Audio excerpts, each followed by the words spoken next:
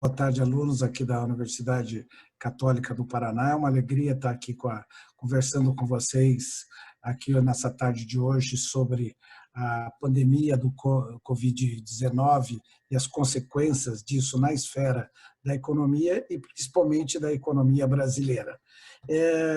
Eu queria começar essa minha apresentação já com uma pequena discussão sobre o nome mesmo da exposição que eu estou fazendo agora, que é o conceito de iatrogenia.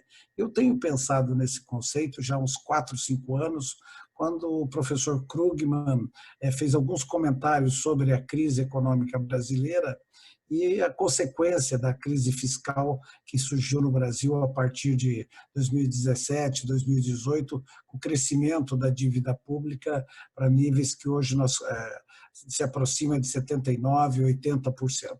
E esse conceito de iatrogenia é um conceito que vem da medicina e que vem da esfera jurídica, que nos coloca um pouco que para nós economistas a gente chama uma crise dessa magnitude que nós temos hoje, poderíamos chamar de uma crise exógena, que interfere dentro da nossa estrutura produtiva, dentro da economia, e acaba trazendo todas as complicações que nós conhecemos. Mas ela não surge do aparelho produtivo, ela não é diferente da crise de 2008, que ela surgiu do mau funcionamento ali do subprime, do mercado financeiro e assim por diante. Hoje aqui ela surge de um vírus, vamos dizer, da relação do homem com a natureza, mas uma atividade externa ao funcionamento que acaba trazendo consequência.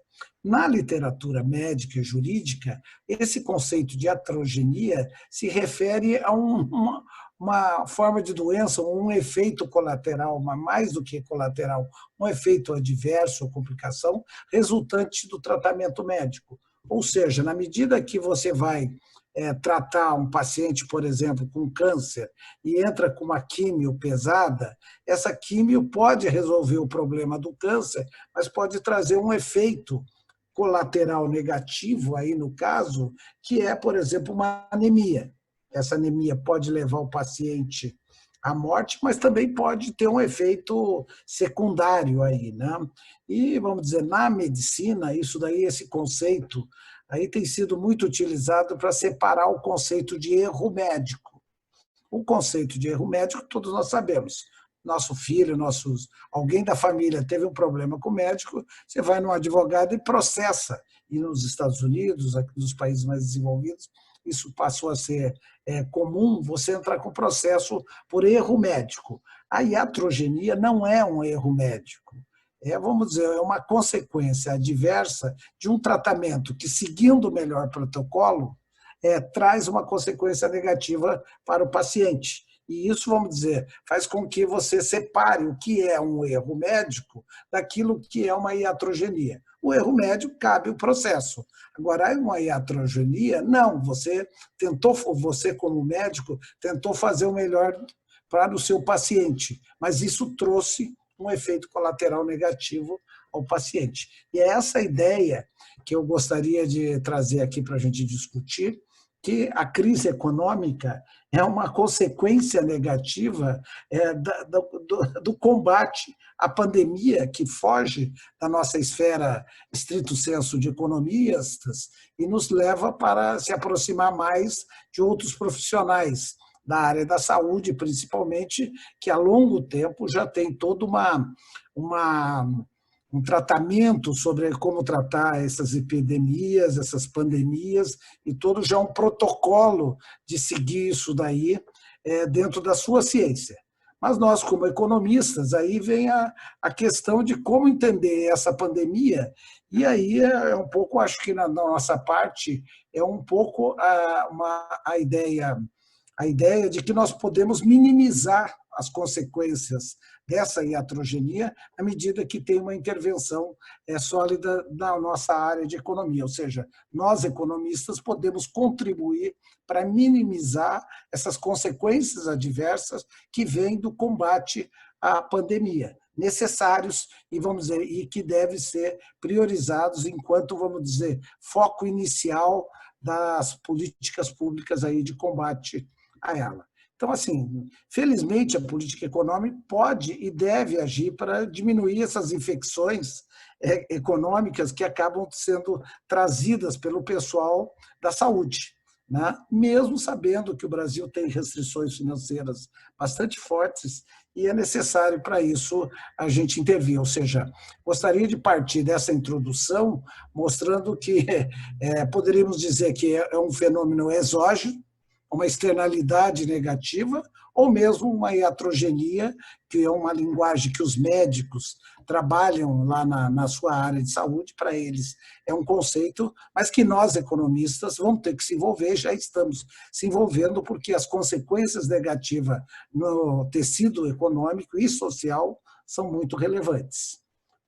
Posto isso, eu gostaria de dividir minha apresentação em 3 pontos. Primeiro, um pouquinho, o que é o modelo que o pessoal da área de saúde tem utilizado, né, e que nós, economistas, já estamos incorporando como nessa multidisciplinariedade, como a forma de entender um problema externo à economia, que é o combate à pandemia, mas que pode incorporar questões da economia.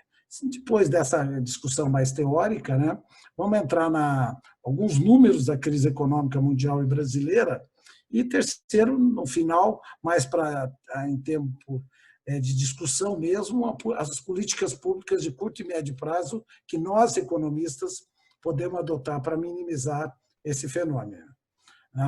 Então, avançando um pouco, acho que esse é o primeiro gráfico que acho que vocês, nós, todos economistas e a sociedade em geral já conhece, que é um gráfico que mostra as mortes diárias do Covid-19, com uma média semanal. Isso aqui foi tirado do Financial Times, a fonte está aqui em cima já, que é de ontem, 2 dias atrás, 28, né, e que mostra a evolução da pandemia no mundo, né? E nós sabemos aqui no eixo vertical o número de mortes aqui diárias, e no eixo vertical os dias corridos, desde o início da pandemia.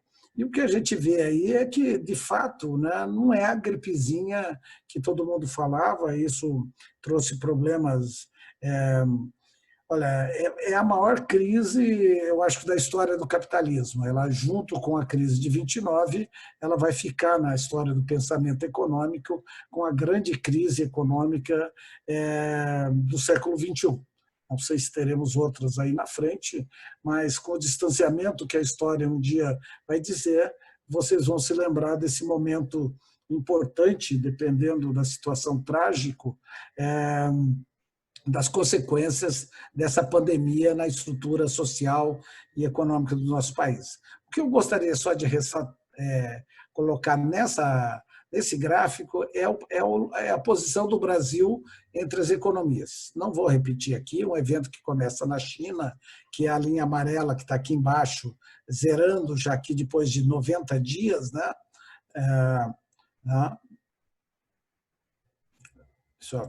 De 90 dias aqui, né, mas que ela entra na Europa, vai para os Estados Unidos e agora chegou na América do Sul, um destaque para o Brasil, onde parecia, vejo, só para vocês verem a curva aqui, ela tinha uma inclinação próxima do Canadá, da Turquia e mesmo do Irã, mas que nos últimos dias ela deu uma pontada para cima. E essa pontada para cima é a discussão dos últimos dias, para onde nós estamos indo. Se nós estamos indo para um nível mais da Itália, da Espanha, ou vamos passar mesmo e vamos chegar no nível dos Estados Unidos, alguma coisa muito mais caótica. Eu não vou dar essa resposta quem deve dar são os epidemiologistas, é o pessoal que é especialista nisso. Eu não sou especialista nisso, mas como economista eu quero ver para onde está indo essa curva aqui, porque é ela que vai me ajudar a entender para onde a economia vai na sequência. Ok? Então, vamos entrando, né, um pouco nessa primeira parte. Eu vou tentar colocar aqui um pouco que a gente tem visto, né, na literatura internacional e mesmo aqui no Brasil já, desse modelo que a gente pode utilizar. E eu gostaria de começar com uma coisa muito simples, uma brincadeira muito rápida, para a gente pensar aqui concretamente no caso de Curitiba. A região metropolitana de Curitiba tem 3,6 milhões de habitantes. né? 2 milhões em Curitiba, 1,6 aqui em Almirante Tamandaré, Colombo, São José dos Pinhais, etc. Ou seja, a nossa população aqui é 3,6. Simplificadamente, faça um cálculo se 10% da população fosse infectada pelo coronavírus, pelo Covid-20. Isso daria alguma coisa como 360 mil pacientes a serem acometidos aqui nos próximos meses, aqui nessa pandemia. É bastante, eu acho que, né, mas imagine que 360 mil. Pelo conhecimento que nós temos já dessa pandemia, cerca de 5% da população infectada acaba tendo casos graves, que isso daria aproximadamente 18 mil pessoas aqui na região metropolitana de Curitiba iam requerer um tratamento intensivo nas UTIs e com os respiradores, que é a exigência que o pessoal da medicina faz hoje para que esses pacientes tenham chance de ser curados. A região dispõe hoje, na metropolitana, de 981 leitos disponíveis aí na área do SUS aí, e cerca de 1.625 respiradores. Uma média de pacientes na UTI com Covid-19 permanece 15 dias internado. Em torno de 15 dias o pessoal precisa ficar. Tem casos que fica 20, tem casos que fica 14, 12, mas em média 15 dias de internamento. Isso significa que a capacidade de atendimento da região metropolitana é dos 1.960, ou seja, cerca de 2.000 pessoas, pacientes nos leitos de UTI mês. Ou seja, nós temos uma capacidade de leitos de 2.000 atendimentos mês de paciente. Ou seja, a capacidade hospitalar da região metropolitana é de apenas 10% da população que seria atendida. Ou seja, daqueles 18 mil pessoas que teriam necessidade de ser atendidas, que precisariam de UTIs, nós só temos vagas para 2.000 durante um mês. Se você pegar esses 2.000 e colocar em 12 meses, você tem 24 mil vagas. Opa, em 24 meses, em 12 meses, nós podemos pôr quem precisa ir para a UTI. Agora, se todo mundo ficar doente em um mês, não vai ter vaga para todo mundo. Aliás, infelizmente, na hora que a gente olha Manaus, Belém, mesmo Fortaleza, e hoje no Jornal do Almoço já vi que na cidade do Rio de Janeiro já está acontecendo, infelizmente, a oferta de leitos já não é mais suficiente para atender a demanda de pacientes. Ou seja, um número maior de contaminados já precisa de UTI, nós não temos hoje. Mas aqui em Curitiba a situação ainda está bastante cômoda. Isso, se toda a população fosse infectada, e não somente os 10, nós íamos precisar, não conseguiríamos atender mais de 1% da população. Esse é o problema. Esse é o problema central, por que você tem que fazer todas essas políticas de contenção, o distanciamento social, por que nós temos que fazer isso? E mais, lembrando ainda que os hospitais da região metropolitana de Curitiba atendem o Paraná todo. Vem gente do Paraná todo, dessa parte aqui de São Paulo, norte de Santa Catarina. O conhecimento médico dos profissionais aqui faz com que Curitiba se transformou num centro regional de tratamento à saúde. Mas meu ponto central aqui, isso que eu queria voltar, vocês que estão assistindo a nossa discussão, se na maior parte são economistas, a gente poderia brincar simplesmente com uma curva de oferta e demanda. Você tem uma quantidade de equilíbrio aqui de 2.000 leitos, e que se isso é 5% da pessoal grave, nós só podemos atender pessoas que vão ficar doentes em torno de 40 mil. É o ponto de equilíbrio onde a capacidade de oferta nossa de atendimento, ela bate com a demanda. Acima disso, nesse ponto D2 aqui nosso, o que acontece? Sobe o número de pacientes que não vão ser atendidos. O número de mortes cresce. Né? E se você está abaixo, aqui na curva abaixo, você tem menos mortes.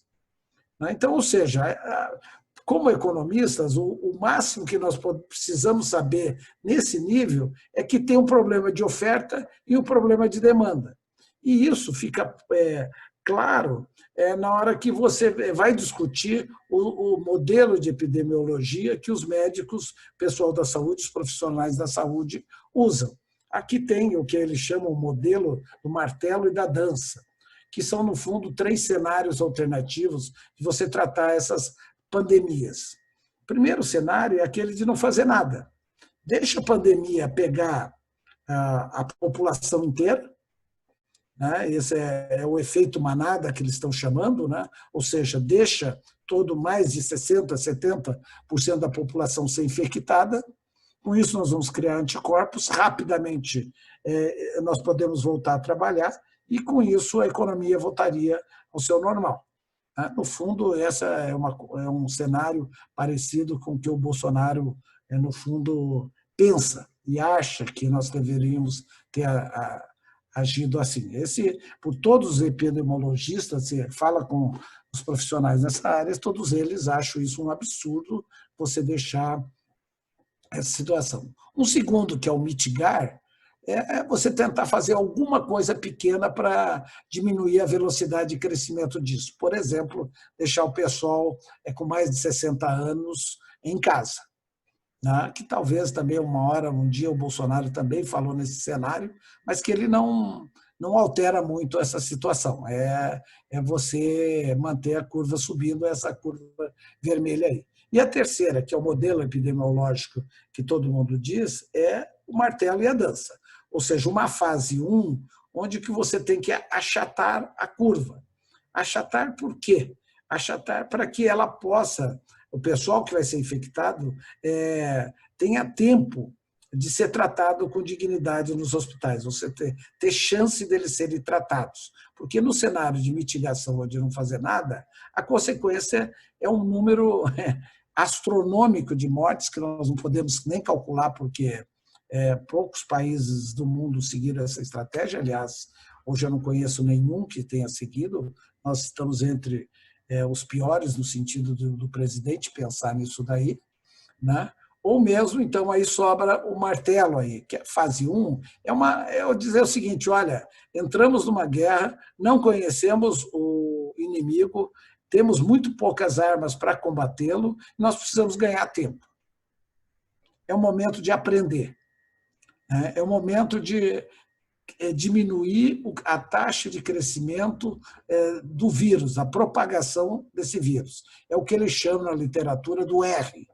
Um R acima de 1 significa que esse vírus está se propagando. Uma pessoa passa para 2, passa para 4, 8, 16 e assim por diante. Ou seja, quanto maior é o R, acima de 1, mais rápido é essa velocidade de propagação. E abaixo de 1, você está diminuindo já essa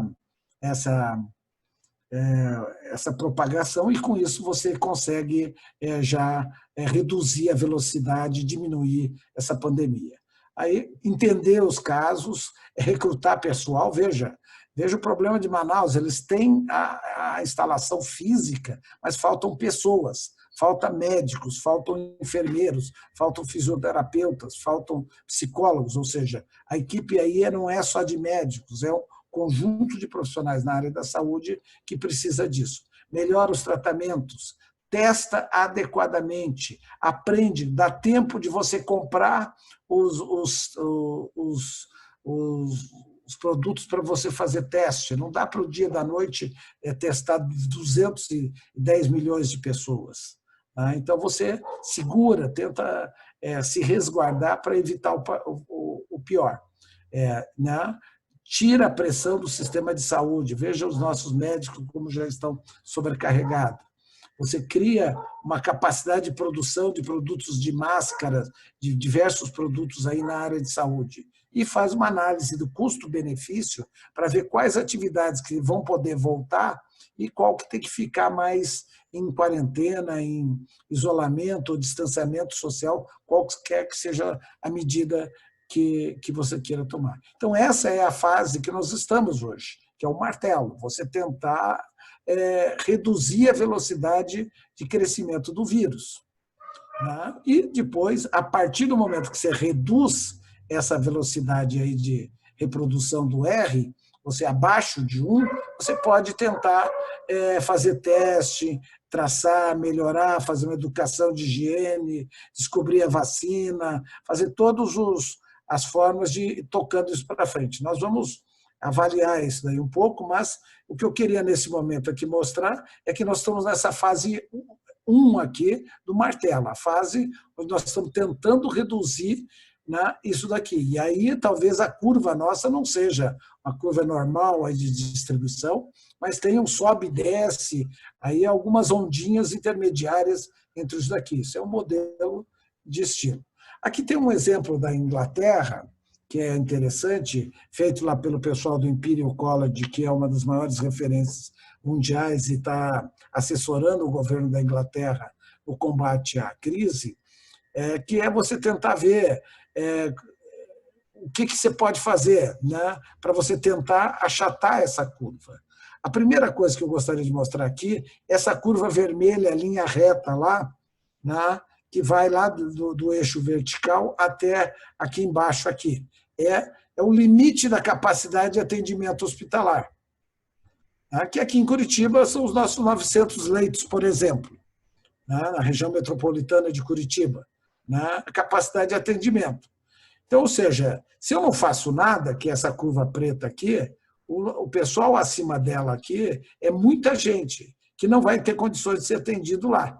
Então, se eu começo a fechar a escola, a universidade, eu dou uma achatada.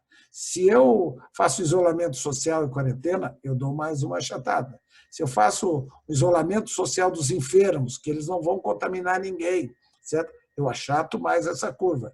E, subsequentemente, até que eu chego nesse nível que a gente tem escutado muito o governador Dória, lá em São Paulo, falar num isolamento social, distanciamento, acima de 70%.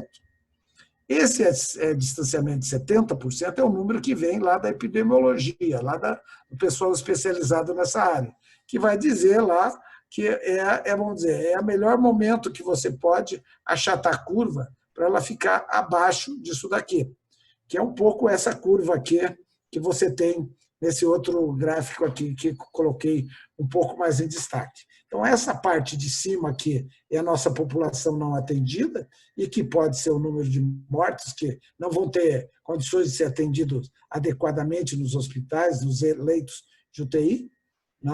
E daí. Agora, na hora que você faz uma política social de ganhar tempo, o que você faz? Você achata a curva e o ideal, aí, vamos dizer, a maximização aí da tua receita era você deixar a curva de atendimento aqui, você fazer um distanciamento social que ele tangenciasse a curva de capacidade de atendimento hospitalar. Aqui nós estamos falando em 100%, 95% da capacidade dos leitos, que já está batendo. O Brasil está batendo isso daqui. Ele não fez devidamente um achatamento nessa velocidade teórica que aqui está, mas veja, essa outra curva 2 aqui, essa menos achuriada aqui, ela passa acima dessa daqui, o que mostra que esse pessoal não tem UTI. Eu diria isso daqui já é o pessoal de Manaus, diversas cidades hoje do Brasil já estão nesse ponto onde a capacidade de atendimento aqui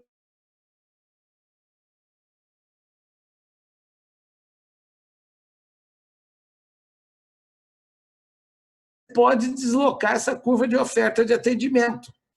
Você pode deslocar ela aqui para esse nível 2 que nós estamos vendo aqui.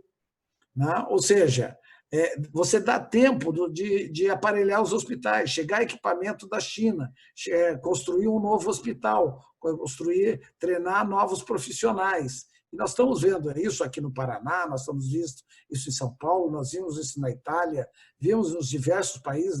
Ou seja, você ganha tempo para você deslocar a tua oferta de leitos para cima, no limite que você conseguir. E os recursos financeiros e materiais são grandes.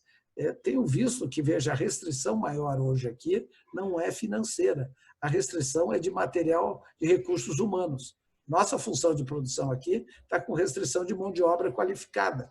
Não tem médicos, não tem enfermeira, não tem profissionais adequados nisso daqui. E com isso você não consegue deslocar essa curva aqui toda aqui.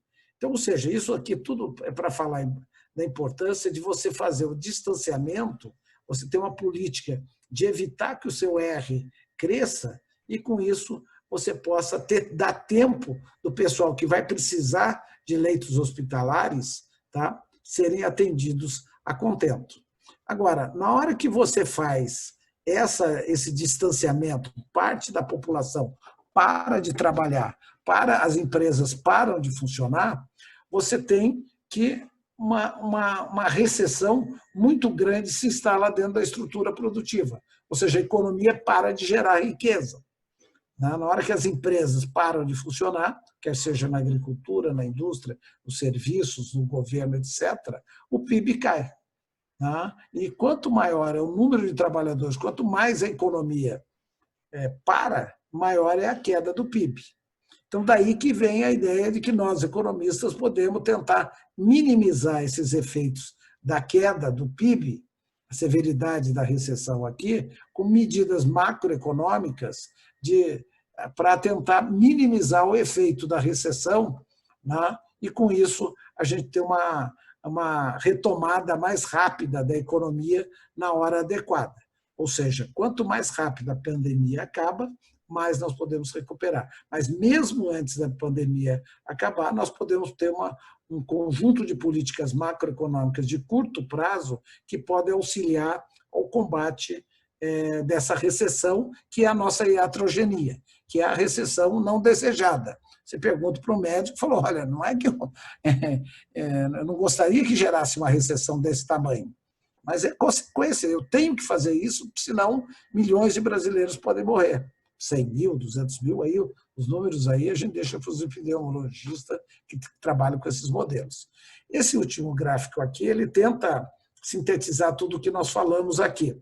Então, veja, a linha vermelha em cima é a nossa linha de novos casos sem política de contenção e de mortalidade. Isso seria há 5 séculos atrás, e mesmo a crise de 1918, a gripe chamada espanhola, ela tem um ciclo, ela tem um ciclo de vida aí que gera mortos aqui. Como a capacidade de atendimento está limitada por essa linha tracejada aqui, quem ficar para cima aqui possivelmente vai morrer. No caso brasileiro, ela está tendo, ou seja, nós tivemos um mês de achatamento, e ao ter um mês de achatamento, nós tivemos de distanciamento social, nós tivemos isso daí, mas infelizmente ela não reduziu a baixa. Nós estamos vendo em Manaus, Belém, etc., a curva aqui passando nessas cidades aqui, e com isso a gente consegue. Curitiba está bem abaixo, depois a gente pode voltar para o caso de Curitiba, nós estamos bem abaixo ainda da capacidade de atendimento dos leitos. Agora, tem alguns modelos que dizem o seguinte, na hora que você joga essa curva daqui, do vermelho, para o azul, você joga a recessão lá para baixo, para esse nível aqui. No primeiro caso, há uma hipótese de que a recessão seria menos severa, porque mata mais gente, mas a economia sofre menos. Isso é hipótese. Já vou voltar, eu acho que essa é a grande questão para ser comprovada nos dias de hoje por nós economistas. Agora, na medida que a economia mergulha nessa recessão aqui, com uma queda do PIB, nós podemos ter as políticas anticíclicas.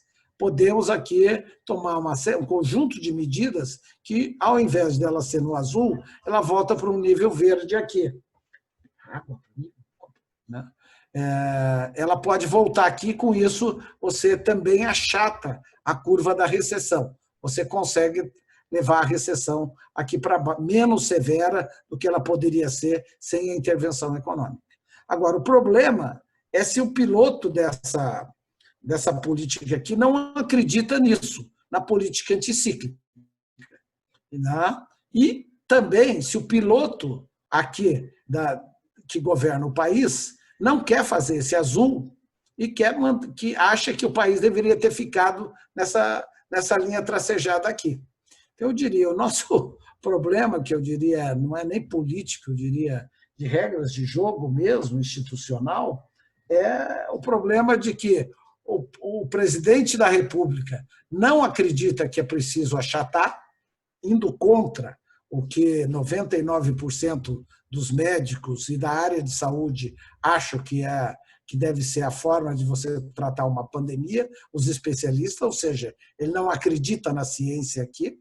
E, segundo lado, nós temos uma concepção neoliberal do ministro da Economia, que não vê muito espaço para o Estado, para o governo, fazer uma política anticíclica, dada a crise fiscal que existe hoje no Brasil. Então, assim, aí, do ponto de vista teórico, essa é a nossa grande restrição. Ou seja, temos um presidente que não acredita que o vermelho tem que ser o azul aqui, e um ministro da Economia que vê dificuldade em você fazer políticas anticíclicas aqui, principalmente na área fiscal. Essa aqui é a mesma coisa do outro, né? E aqui que eu queria colocar, olha, uma boa área de pesquisa para quem está fazendo monografia, trabalho de fim de curso, ou mesmo quer se interessar por um problema real, onde os podem discutir e pelo menos trabalhar, é tentar pensar qual que seria o tamanho da recessão, né? Com ou sem distanciamento, tentar medir um pouco essa relação aqui da área de saúde com a área da economia. Essa relação entre o achatamento da curva e a recessão mais profunda precisa ser comprovada empiricamente ou refutada. Tem alguns trabalhos, eu vi 5, 6 trabalhos na literatura internacional, tem um do Federal Reserve lá nos Estados Unidos, que ele foi olhar isso lá na crise de 1918, na gripe espanhola. E a conclusão que ele chega é que, se você não só resolver a pandemia, a consequência econômica continua por 3, 4, 5 anos. Lá nos Estados Unidos, a recessão se manteve por 3, 4 anos em função de você não ter resolvido o combate ao vírus, o que leva à tese de que a curva azul é uma comprovação empírica, e o cientista tem aí uma relação boa para a gente argumentar. E tem outros trabalhos que estão também caminhando nessa direção. Mas acho que é uma área interessantíssima para nós economistas. E com isso eu termino a primeira parte da minha apresentação, que é o modelo teórico, um guia, um modelo mental que pode nos servir de referência para trabalhar com as consequências aqui na economia e essas curvas aqui toda de baixo, que é a severidade da recessão. Nessa etapa, eu quero apresentar um pouco mais os dados para vocês, um pouco de como estão as consequências dessa crise na economia internacional e na brasileira. Foi uma crise que começa na China, né? As fontes dos dados estão todos aqui, a apresentação vai estar disponível, professor Wilhelm, à disposição de vocês depois, e deve estar na página, então, mas sempre tem uma fonte oficial embaixo desses dados aí, de modo que vocês vão poder recuperar essas lâminas e também ter acesso a todos os dados. Ao final, a bibliografia também coloca um pouco de ênfase nisso daí. Então, isso daqui é dados do Banco Central Brasileiro, mas que mostra como que foi a queda da China, quer seja a produção industrial, nos primeiros 2 meses.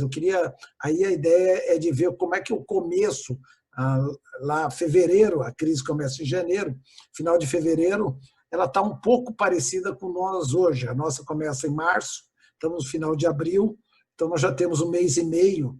Dá para a gente tentar comparar hoje o que foi a China a final de fevereiro. Então, lá na China, você teve uma queda muito grande da produção industrial, em janeiro e fevereiro, 13,5%, um forte impacto na área de serviço, as vendas ao varejo caíram 20,5%, e também o investimento na área de investimento, na atividade econômica aqui também teve uma queda bastante grande. Então, esse é o primeiro dado. Isso, sintetizando, veja, a venda de carros na China no final de março caiu 50%.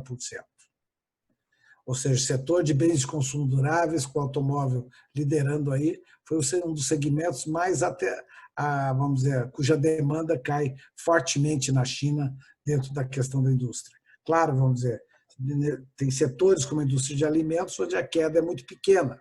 Todos nós precisamos continuar se alimentando. Aí tem uma lei de Engels a inversa, né? Engels aí, o nosso economista da microeconomia, ao invés de, à medida que a renda cresce, o consumo de alimentos cresce menos que proporcionalmente. Agora, na recessão, o consumo de alimentos, as pessoas empobrecem e o consumo de alimentos cresce mais do que proporcionalmente. Então, você tem isso daí. Então, a China é isso daí. Os Estados Unidos, também já a coisa aqui eu pego um pouco um comparativo mais histórico, desde o governo Bush, Obama, e mostra que agora, aqui, esses dados aqui são de março, do primeiro trimestre dos Estados Unidos, isso saiu anteontem, esses dados aqui, ele caiu já quase 5% no primeiro trimestre, e mostrando que o pior ainda vem nesse segundo trimestre, no caso norte-americano. Provavelmente abril, maio, junho, né, vai ser pior ainda do que essa queda aqui, que só pegou os Estados Unidos também, como o Brasil, só foi parar em março. E com isso, janeiro e fevereiro escapou ainda do pior. Mas também lá a crise é bastante forte. Isso repercutiu nas bolsas, todas elas despencaram, uma queda de 20%, 30%, dependendo da evolução aqui do índice japonês, norte-americano e o europeu aqui, né, da Inglaterra. Então, você tem uma queda forte nas ações, desvalorização de ativos nos países desenvolvidos. Aqui também, nos emergentes, há uma fuga de capitais muito grande, veja, outros eventos internacionais no passado, né?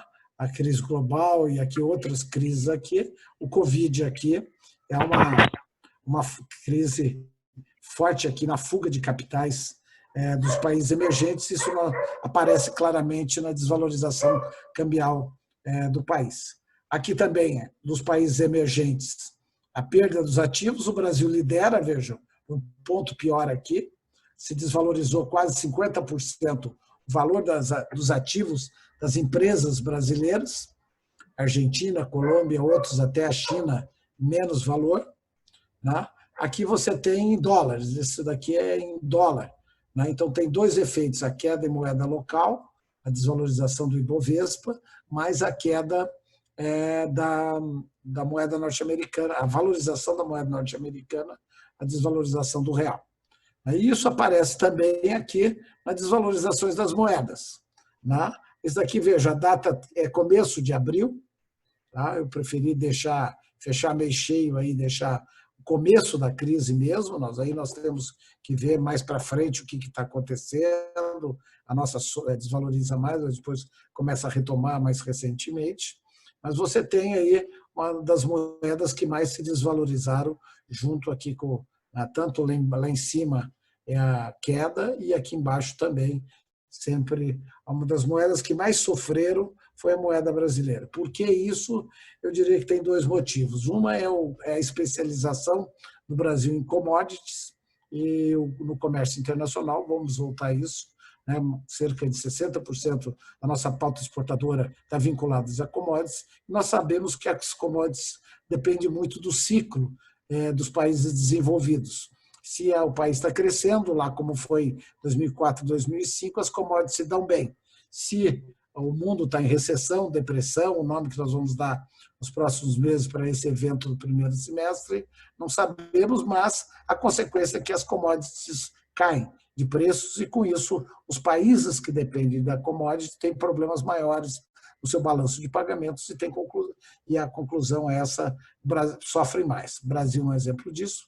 E a outra explicação que eu tenho, eu gosto dessa, é que como o país é grande, e ele é uma das 10 economias do mundo, ele tem e é uma economia aberta, a conta de capital foi aberta no começo dos anos 90, Então, você tem uma entrada livre e saída de capitais de curto, médio e longo prazo. Os de curto prazo, capitais especulativos, ele vem buscar diferencial de juros, principalmente, entre o que você recebe lá fora e o que você recebe aqui. Como você é um país grande e que tem liquidez, os capitais especulativos do mundo inteiro gostam de apostar no Brasil, a favor e contra.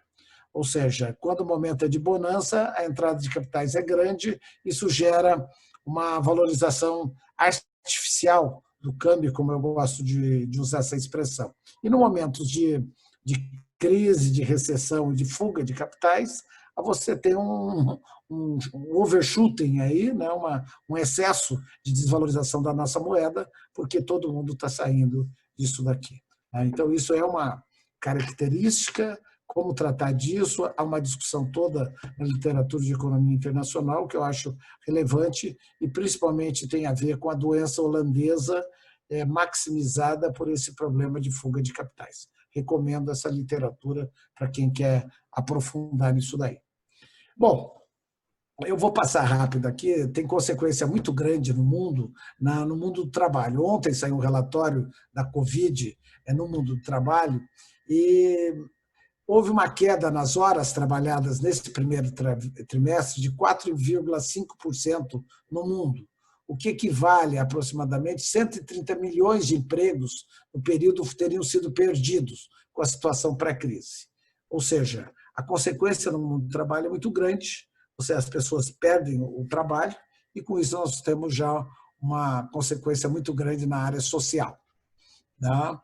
E no segundo trimestre, a expectativa também é que nós vamos ter, somando o primeiro semestre, vai dar 10% em relação ao semestre passado do ano anterior. Isso equivale a 305 milhões de empregos que devem ser perdidos no mundo, equivalente em horas de não trabalho no mundo.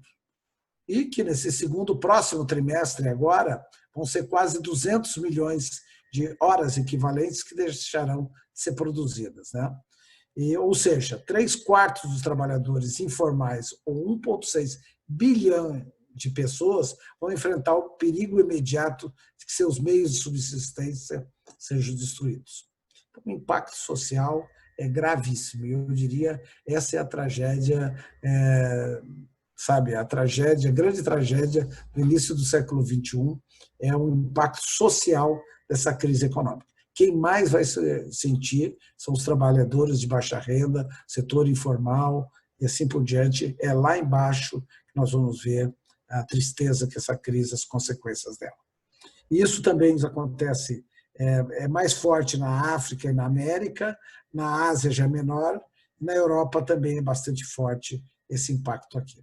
Só para dar um dado, está saindo dados do Brasil agora, saiu hoje do Brasil 13 milhões de desempregados já estamos batendo, com todos os problemas de coleta de dados, problemas aí que nós já tínhamos antes, mas os Estados Unidos, a última semana já deu 4, e o número já está, a previsão de hoje aí do Instituto de Pesquisa Norte-Americana, que o desemprego dos Estados Unidos vai ultrapassar 30 milhões agora em maio.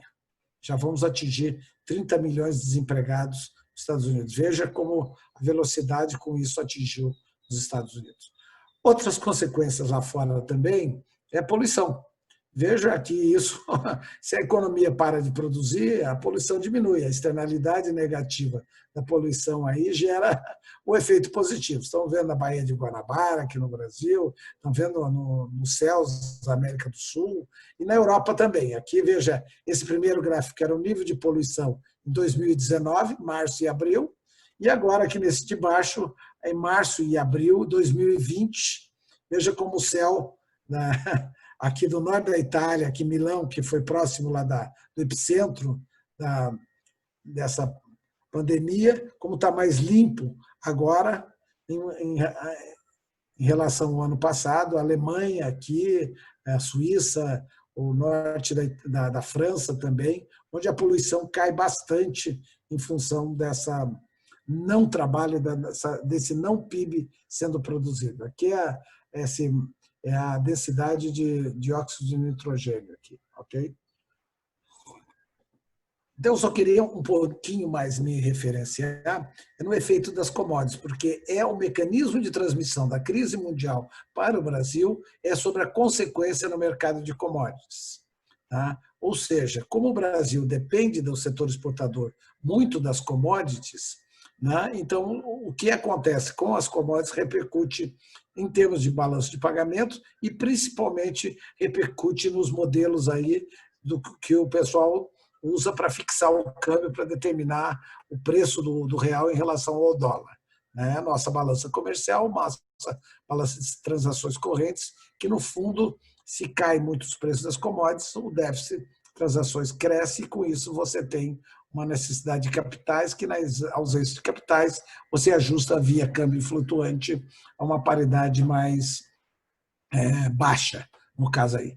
Né? Então, a coronavírus afetou tanto. E aí é interessante ver que a consequência no mercado de commodities é muito forte. Ela afeta tanto a demanda quanto a oferta de commodities. Efeitos diretos de parada e interrupções nas cadeias de suprimentos, lá, começando da China, veja, problema que empresas brasileiras falta chip, falta componente necessário para produzir o escapamento do automóvel, etc., etc., que vem da China, ou seja, essas cadeias globais de valor, na hora que a China parou, começou a trazer consequência lá de fora para dentro, aqui nas diversas cadeias. Mas principalmente nas commodities aí, né, elas relacionadas ao transporte, que se a economia para, não tem transporte aéreo, não tem rodoviário e ferroviário, a que mais vai sofrer é o petróleo.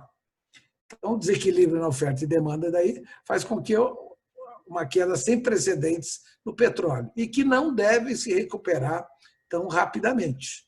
Né? O excesso de petróleo, você vai ter um estoque que você precisa consumir nos meses subsequentes até que um determinado equilíbrio vai acontecer.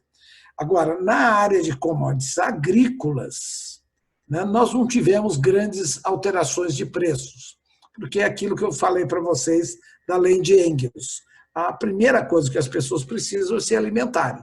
Então, quem menos sofre é a indústria de alimentos. E aqui o Paraná está bem, vamos dizer, ele consegue minimizar cerca de 30% do PIB paranaense.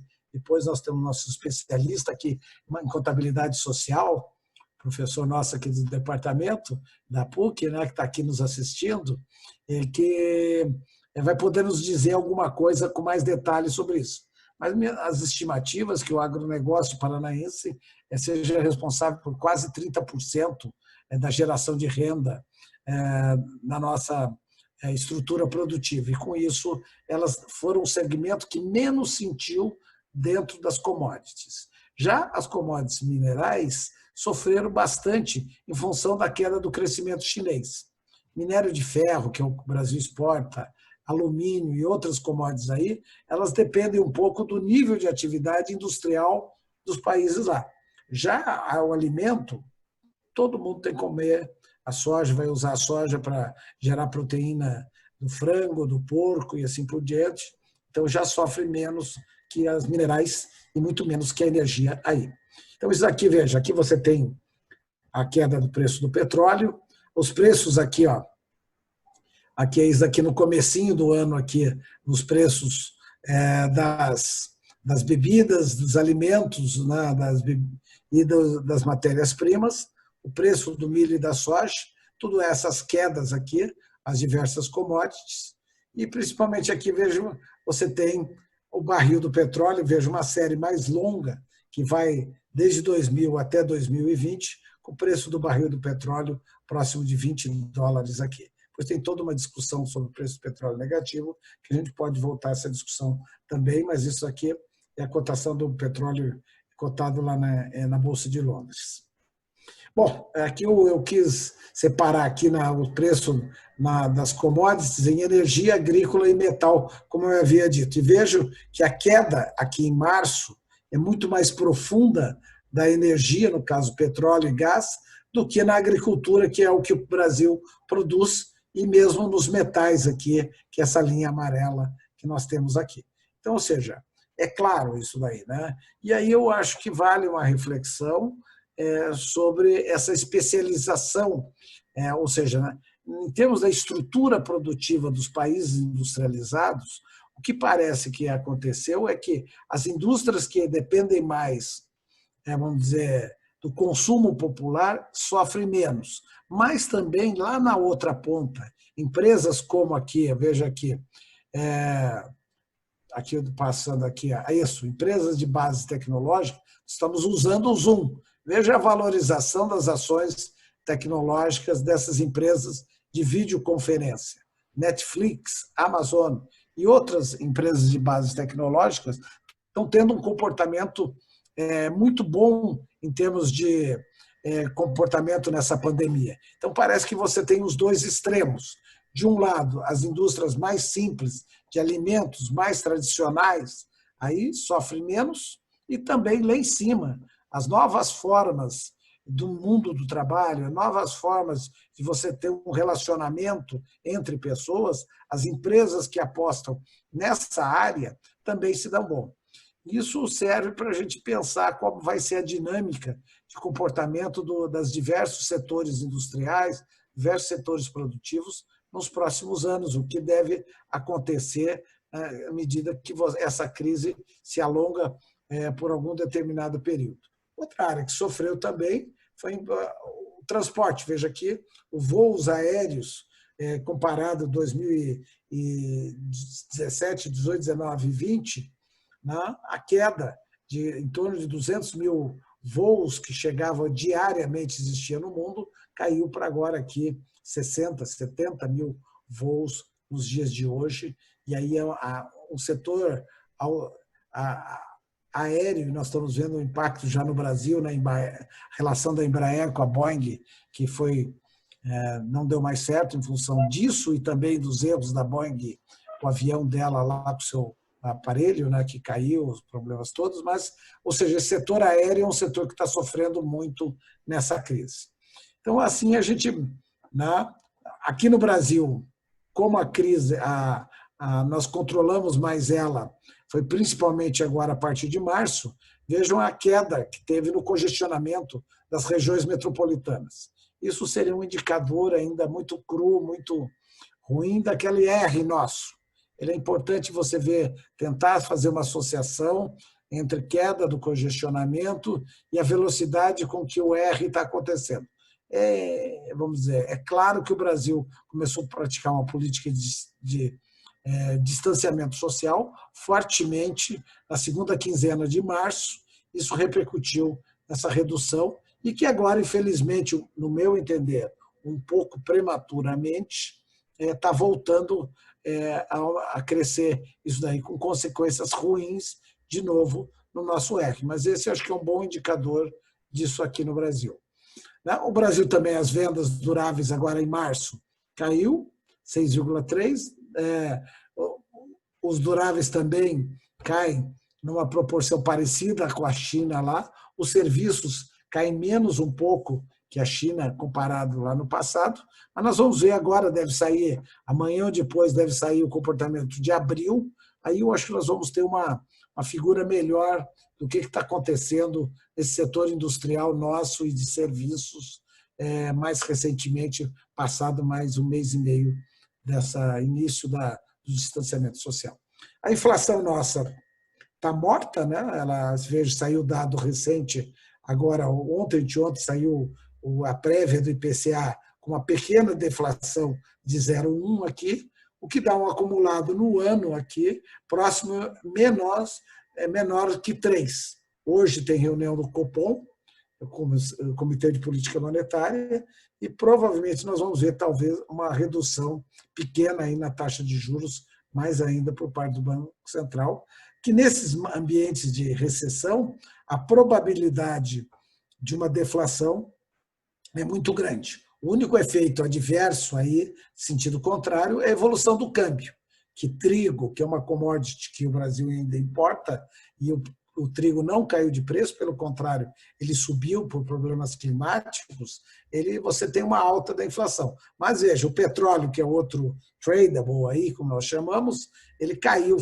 profundamente aí nas últimas semanas, e com isso você não deve ter maiores impactos aí, apesar desvalorização do real em relação ao dólar.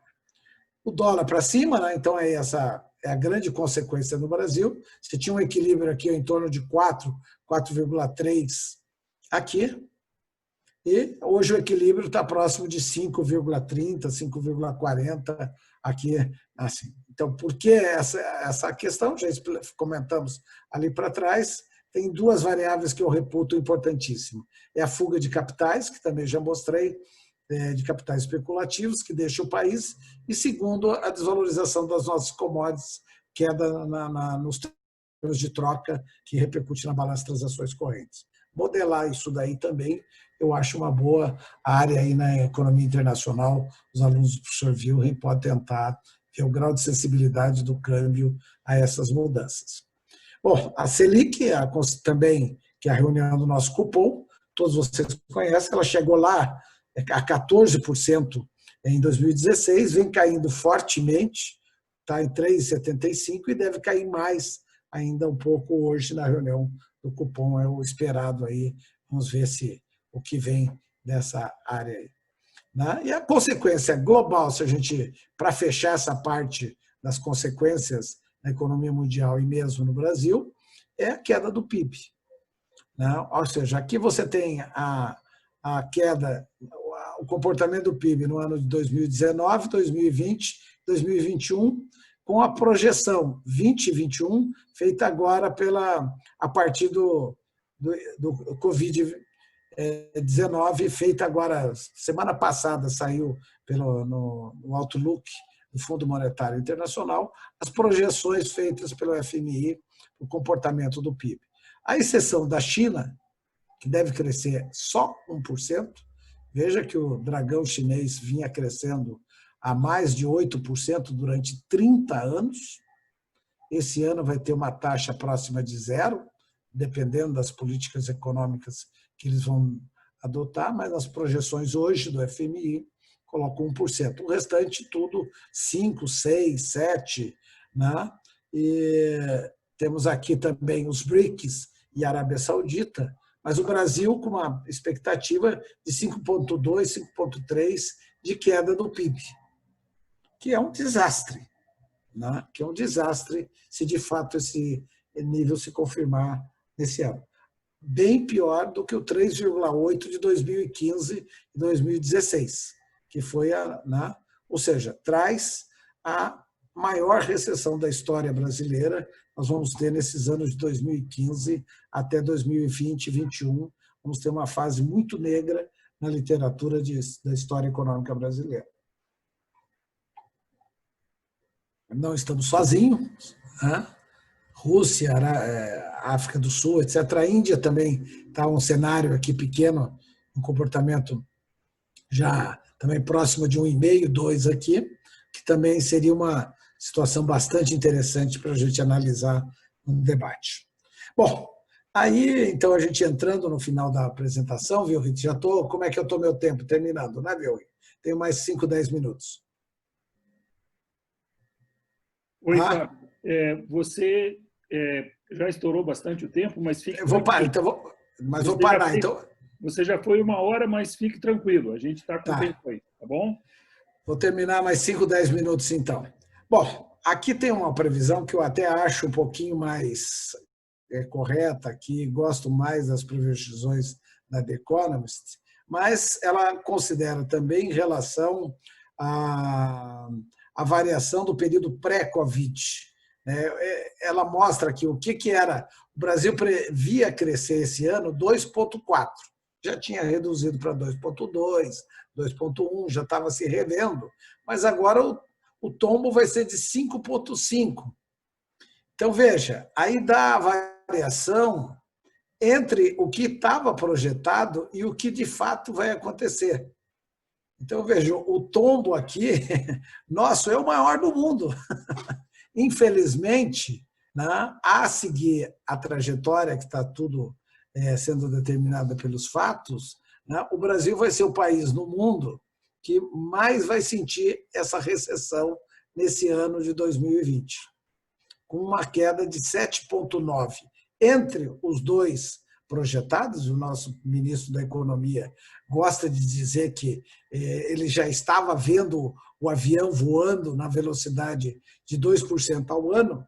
Para mim, nos 5 ponto alguma coisa, nós vamos ter uma queda de 7,9%, que é a maior entre todos os países do G20, dos países desenvolvidos aí, né, que é a nossa tragédia local. Bom, de novo, nós voltamos ao gráfico apenas para dizer, bom, e daí? E daí? O que fazer? O que você faz aí? O que os manuais? E aí, para encerrar essa parte aqui, a minha impressão é que as ideologias têm uma força muito maior do que a ciência no dia de hoje. E, infelizmente, o Brasil, tanto no nível da presidência quanto no nível do Ministério da Economia, as ideologias, ou seja, as ideias pessoais, as visões de mundo das pessoas que hoje dirigem a política pública no Brasil, dão pouco espaço para o avanço da ciência. E eu, particularmente, gosto muito de pensar o que nós sabemos aqui, o que os manuais de teoria econômica não tão ideológicos podem nos ajudar enquanto ferramenta de intervenção para resolver isso daí. Aqui nós temos aqui uma distribuição normal, não pense muito, é onde nós estamos aqui, né? Ou seja, nós estamos aqui, será que nós atingimos o pico? Não sei. Isso daqui vai depender do que nós estamos fazendo. Provavelmente isso aqui está subindo, nós já passamos de 5 mil aqui. A coisa vai embora para cima. Então, mas tem uma distribuição, em algum momento essa curva vai acabar. E aqui, vamos dizer, de novo nós voltamos a essa questão. Nós já estamos acima da curva aqui, várias cidades estão acima disso daqui, e nós não atingimos o pico ainda. Essa é a situação que nós temos aqui. Ou seja, o que nós podemos fazer para diminuir essa recessão? Veja, sair daqui, vir para cá, uma situação melhor, ou seja, se deixar o mercado resolver tudo, nós vamos para uma depressão e talvez aquele 7,9 de queda seja até maior do que hoje estimado. Mas se tiver um conjunto consistente de políticas macroeconômicas, nós podemos minimizar o efeito dessa crise. Então, aí que eu queria colocar para vocês, para nós economistas, qual é o problema central? O problema central, assim, a iatrogenia nossa é a queda do PIB. E a redução do emprego e da renda não é o déficit público, não é a inflação, não é o mercado norte-americano, não é a China, sabe? Na hora que você vê discussões ideológicas, não sei, sabe? Você tira o foco do problema. O problema nosso chama-se coronavírus. Na medida que o coronavírus se resolve, nós economistas podemos resolver e ajudar o país a tirar propostas de política para tirar o PIB dessa situação, ou seja, políticas anticíclicas que poderiam, de alguma maneira, minorar o efeito dessa depressão no nosso país. E entrando aí no que é possível fazer, o que é possível, eu colocaria 4 eixos de política econômica, que 3 mais de curto prazo e 1/4 de médio e longo prazo, no sentido de que o eixo 1, 2 e 3 já daria para você começar, e já está sendo feita alguma coisa em termos de curto prazo, e o eixo 4 mais de médio prazo, que eu acho que a partir de junho, julho, nós vamos poder com clareza saber se vamos ter condições de avançar nisso daí. Mas quais são os eixos de uma política pública consistente e, vamos dizer, teoricamente baseada nos nossos manuais e, principalmente, numa política anticíclica e de inspiração, chamaria aí pós-keynesiana, tá? Mas que também é muito pragmática em relação às limitações nossas. O eixo 1 nosso é estimular a economia e o emprego. que está todo mundo no mundo fazendo? Política fiscal ativa, ou seja, o governo tem que gastar, e aí é o governo federal, porque desde a lei de responsabilidade pública, a nossa lei de responsabilidade fiscal, ela engessou de alguma maneira os estados e municípios, eles não podem emitir títulos da dívida, quem somente pode emitir títulos é o governo federal, e com isso quem tem os instrumentos macroeconômicos para fazer gasto público aí é o governo federal.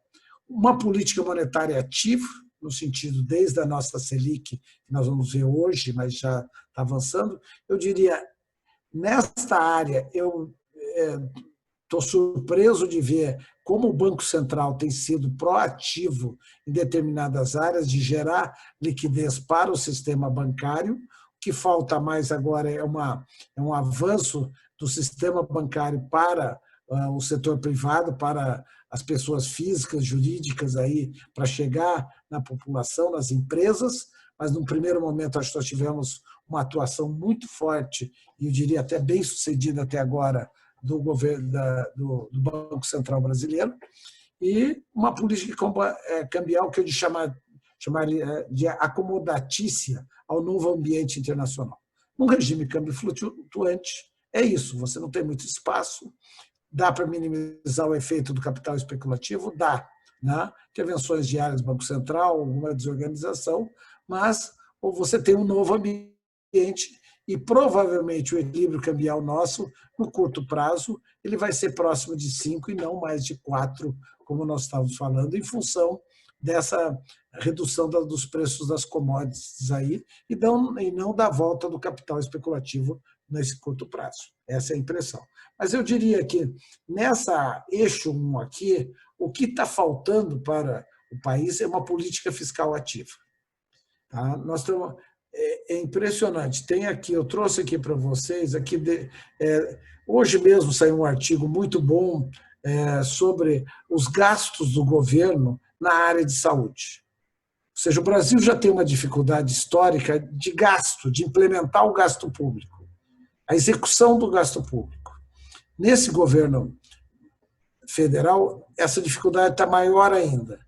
E o governo, na área de saúde, não está gastando o necessário para dar suporte aos estados e municípios no combate ao coronavírus. Ou seja, 90% dos gastos de saúde no Brasil são feitos por estados e municípios, mais de 90%. Mas o governo federal é importantíssimo nessas horas. Precisa comprar novos equipamentos, ou seja, o gasto corrente, os governos estaduais e municipais dão conta.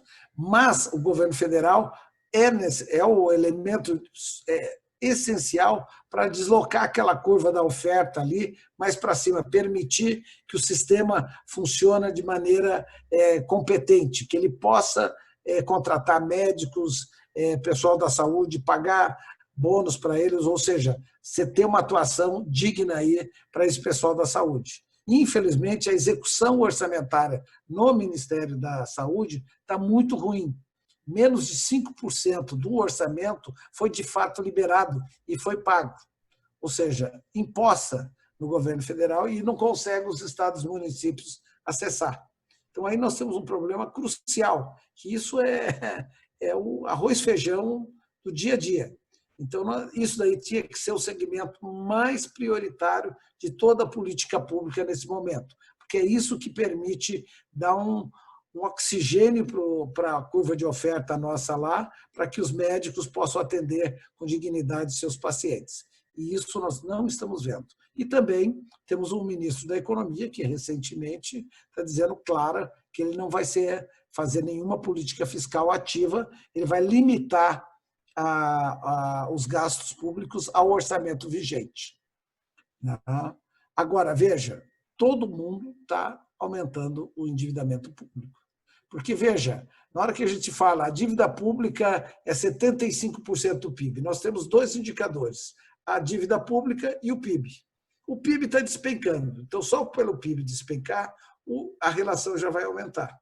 Então, se você der um gasto fiscal aqui, mais rapidamente você faz o PIB voltar e, com isso, você equilibra essa equação. Não adianta você cortar o gasto, que isso daí vai ser cíclico. Então, você vai aprofundar. Se o governo federal continuar com essa política de austeridade fiscal, como o nosso ministro está apontando, nós vamos ter uma política fiscal que só vai ser pró-crise, pró-recessão, que só deve agravar esse problema. Então, aqui eu acho que nós temos problema sério, principalmente na política fiscal e no suporte de financiamento ao setor público. Mas é preciso ir mais, é preciso dar apoio ao setor produtivo, aos trabalhadores e à renda. Estender a proteção, aqui foi feito, aqui é o Bolsa Família, podemos discutir alguma coisa aqui, mas eu acho que está caminhando bem, os problemas do INSS aí, da Caixa Econômica Federal, as filas aí trazem problema, mas também resolve, o pessoal tem acesso aos 600 daí da Bolsa Crise, né? Aqui precisamos dar suporte para as empresas para atravessarem essa dificuldade aqui, né, com taxas justas, temos tido problema aqui, e implementações de retenção do emprego também aprovamos conjunto de medidas nessa área, né, e a garantia do seguro-desemprego, que isso vai ter que aumentar bastante, vai ter que reforçar o orçamento nessa área nos próximos meses. Mas eu diria que essa área aqui, relativamente, foi a área que mais avançou no país. Eu acho que falta mais a questão das empresas aqui, chegar ao capital a elas, né? Os bancos privados têm uma aversão ao risco, e na aversão liberal, exagerada, ideológica, o Banco do Brasil se recusa a fazer, e a Caixa já está tendo que resolver mais os problemas dos mais necessitados aqui. Então, aqui eu acho que tem algum problema, mas está se avançando. Nesse eixo 3, basear as políticas no diálogo e na coesão social. Ou seja, é um momento de esgarçamento do tecido social, de recessão, de crise, os trabalhadores vão perder, todo mundo da sociedade está empobrecendo. Se o PIB cair 7% esse ano em relação ao esperado, todos nós vamos empobrecer 8%, 10% na renda aí. Isso tem, né? Agora, é preciso garantir saúde aos trabalhadores. Estamos tendo problema, por exemplo, de desencaixe aí. Empresas que não podem parar, o pessoal adoece. Então, tem que concentrar os testes, coronavírus, já está acontecendo nos Estados Unidos, está acontecendo aqui. As empresas que querem trabalhar, mas os seus trabalhadores estão doentes. Estamos vendo isso já nos Estados Unidos, aqui na Europa. Então, temos que priorizar a saúde dos nossos trabalhadores, porque eles, vamos dizer, vão manter a máquina funcionando. Adaptação das novas condições de trabalho, isso aqui que nós estamos fazendo, teleconferência, vamos ter um novo normal nas relações de trabalho, temos que nos adaptar a esse novo mundo. Como é que nós fazemos isso? Quais são as atividades que vão poder continuar aqui? Até a descoberta da vacina e do tratamento aí, vai mudar, vai ter esse novo normal. E é preciso fortalecer a capacidade de resiliência das organizações de trabalhadores e empresários. Nós temos que ter fóruns de debate, discussão, para pactuar esses novos acordos dentro do que uma sociedade civilizada propõe. E fortalecer a capacidade dos governos locais. Eu acho que, mais do que nunca, menos Brasília e mais Brasil deveria ser adotado na prática, porque quem tem os instrumentos para resolver a crise das pandemias é os governos estaduais e locais. Eles que são responsáveis pela saúde e por gerenciamento dessas questões. O Supremo já posicionou nisso daí e é preciso fortalecer, quer seja uma reforma tributária, quer seja um orçamento, etc., a capacidade dos governos locais. E, finalmente, o eixo 4, que eu diria que é a mais estimulante de pensar, que é o momento ali da dança. Na hora que você já começar a sair, passar pelo pior, a tua capacidade hospitalar der conta dos novos doentes que vão precisar ainda, até que a cura seja encontrada definitivamente, nós temos que ter uma política de estímulo. E aí eu diria, ao investimento e às exportações. Investimento, porque vocês aprendem macroeconomia, vamos dizer, no longo prazo, uma sociedade que não investe não aumenta a sua renda, não aumenta o seu emprego. todo modelo keynesiano, todo modelo mesmo, para quem olha a demanda agregada, sabe a importância do investimento. E as exportações, como o nosso câmbio ficou mais competitivo, é possível pensar em algumas áreas de exportação que podem ganhar espaço nessa nova configuração da economia mundial. Eu diria investimento via PPP, concessões, etc., em infraestrutura, mobilidade, saneamento, transporte rodoviário, portos e etc.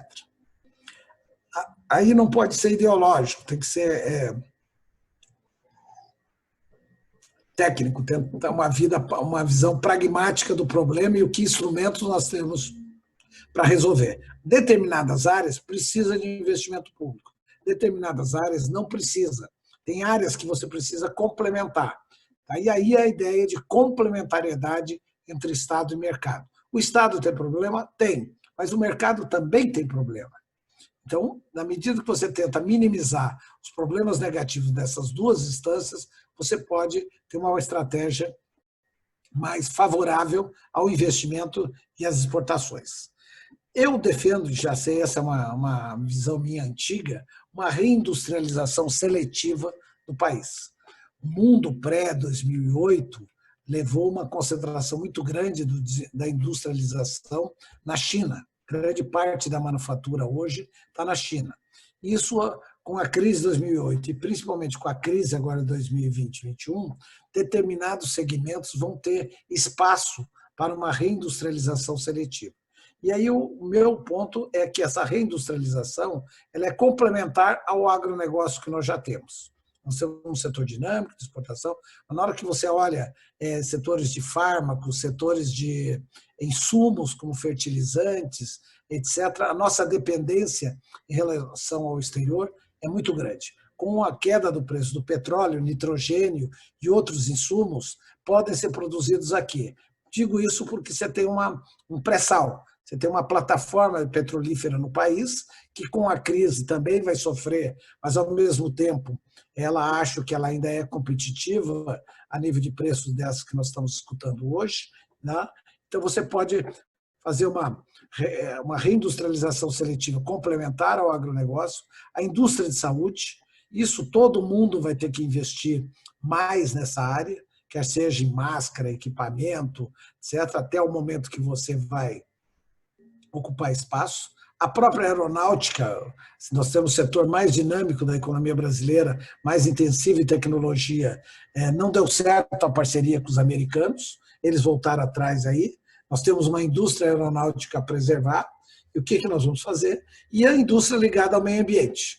Eu acho que depois dessa crise, essa área de meio ambiente vai ganhar relevância internacional, e com isso nós precisamos investir fortemente na indústria da sustentabilidade.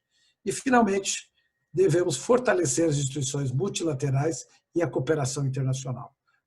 O exemplo é o coronavírus hoje, ou seja, trocar experiências sobre o que cada um está fazendo na área. E não ficar atacando o presidente da Organização Mundial da Saúde, dizendo que o cara não é médico e, por isso, não podia estar presidindo essa instituição. Então, eram esses 4 eixos que eu acho que a política pública hoje deveria se centrar. 3 mais na questão de curto prazo e um 4º eixo na política de médio e longo prazo. Então, concluindo a minha última lâmina, acho que o Brasil iniciou as medidas de isolamento social relativamente cedo, e vamos dizer, e com isso ganhou alguns tempos econômicos, isso gera uma especificidade na saída da pandemia.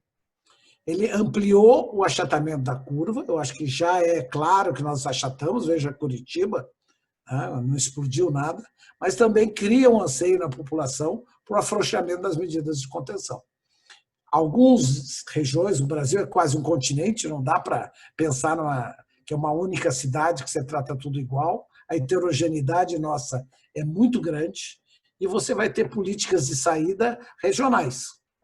Cada estado, cada região vai ter que encontrar o seu momento de voltar à atividade.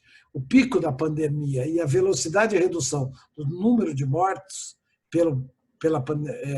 por um período de 14 dias é que deveria condicionar a volta ao trabalho e na velocidade de recuperação econômica. Ou seja, nós temos que superar o pico e aí, vamos dizer, 14, 2, 3, aí depende de qual vai ser o prazo aí, né? Mas aí, na medida que a pandemia ela entrou em redução, aí, uma semana, 10 dias, 15 já de redução, nós podemos já pensando em como voltar à nova normal, né? Isso vai depender das medidas serem eficazes para minorar a mortalidade e a estratégia de saída de distanciamento social bem elaborada pelas autoridades competentes.